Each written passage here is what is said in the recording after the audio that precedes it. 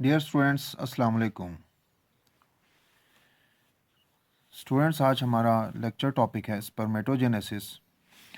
तो बेटा, स्पर्मेटोजेनेसिस दो वर्ड से मिलकर बना हुआ है। उनमें एक बेटा वर्ड है स्पर्म, ठीक है, दूसरा जेनेसिस।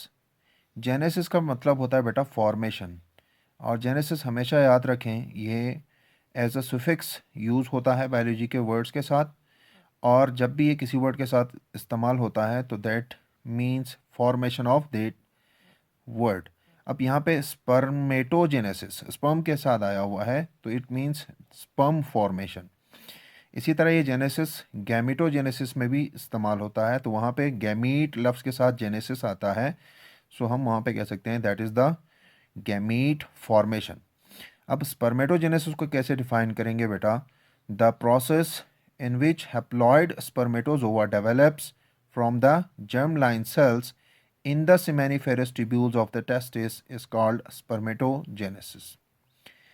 आपने स्ट्रक्चर ऑफ टेस्टिस पढ़ा था, तो टेस्टिस वो डिवाइडेड होता है इनटू लोब्यूल्स, और लोब्यूल्स के अंदर आपके पास कॉइल्ड फॉर्म में सेमिनिफेरस ट्यूब्यूल्स होता है।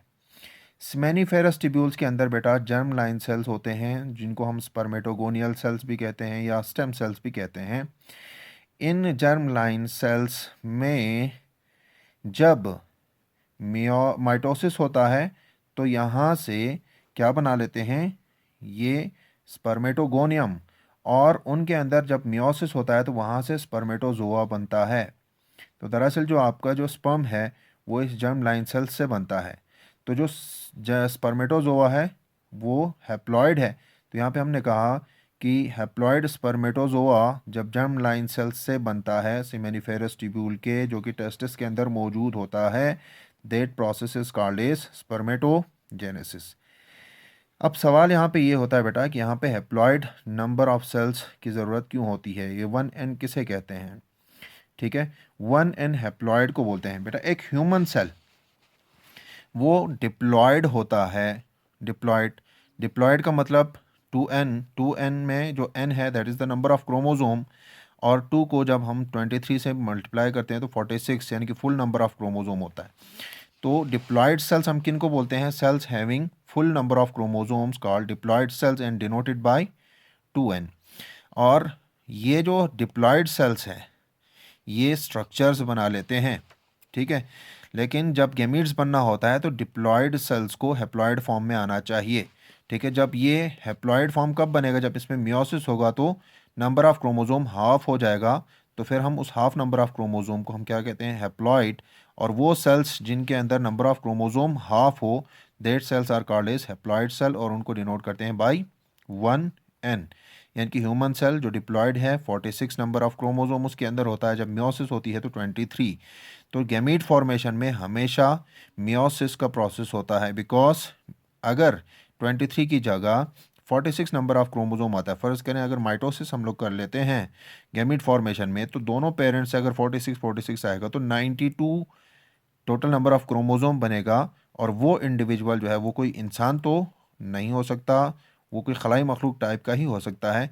सो अल्लाह ताला ने नॉर्मल इंसान बनाने के लिए एक मैकेनिज़्म रखा कि 23 chromosomes from each parents when meet और fused together they makes 46 number of chromosome in the sales.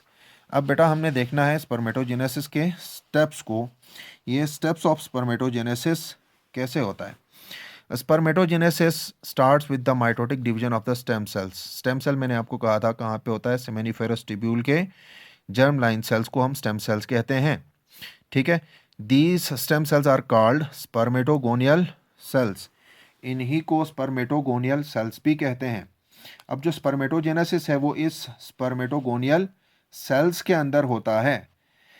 Spermatogonial sales mitosis करके क्या प्रोड्यूस करता है? First they produce the spermatogonium.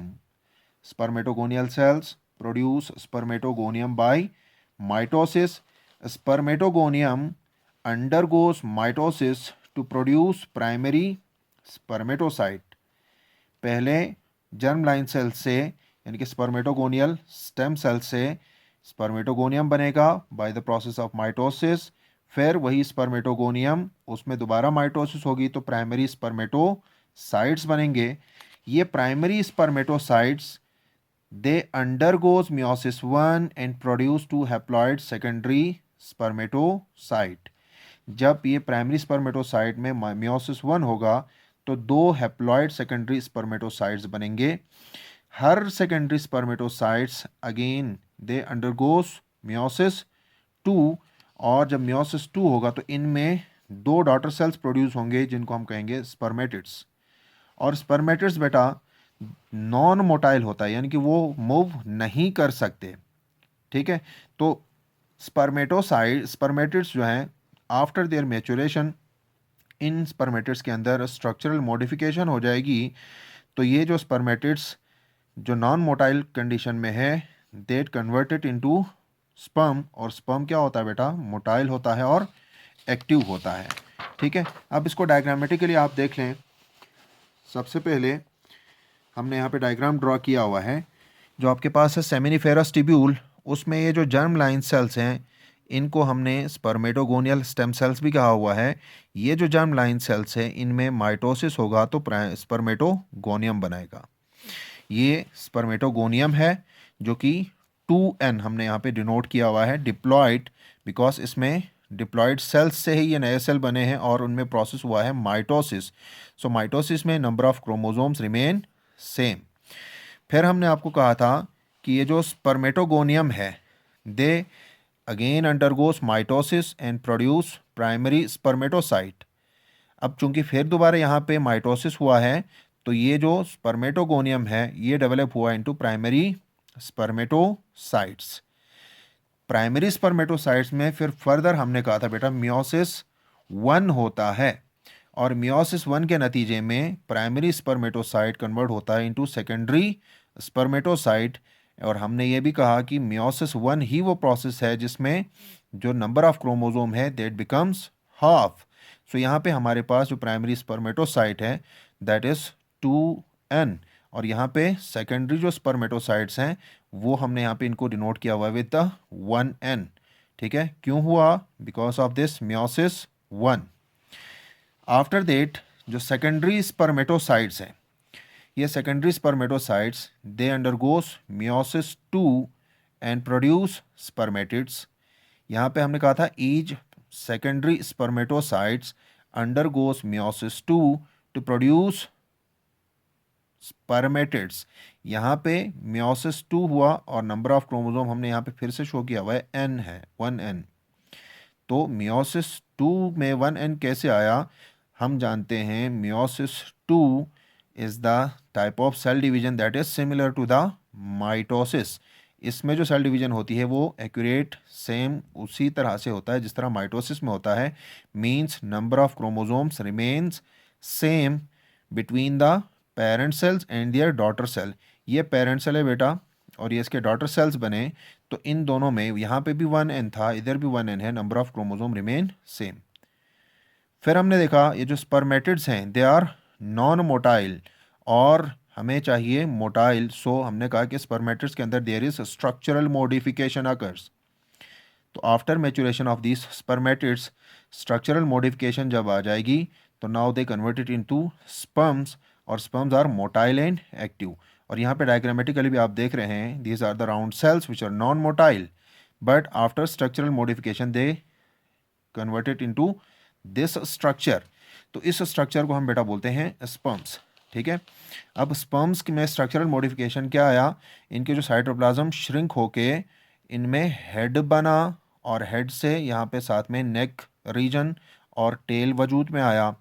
ठीक है, जो हेड का पॉइंटेड रीजन है इसको बेटा बोलते हैं एक्रोजोम, और एक्रोजोम वो पार्ट है जो एग के साथ फ्यूज होता है।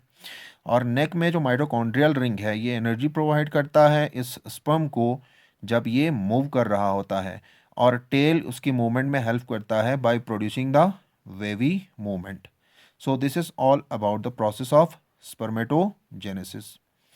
होप आपको ये लेक्चर समझ में आया होगा। अगर आपका कोई क्वेश्चन रहता है तो काइंडली आप उसको अपने कमेंट्स में आप अपने क्वेश्चंस को लिख के मुझे भेज सकते हैं ताकि मैं आपको उन क्वेश्चंस का आंसर दे सकूं। अपना बहुत ख्याल रखिएगा। बेस्ट ऑफ लक और अल्लाह हाफिज़।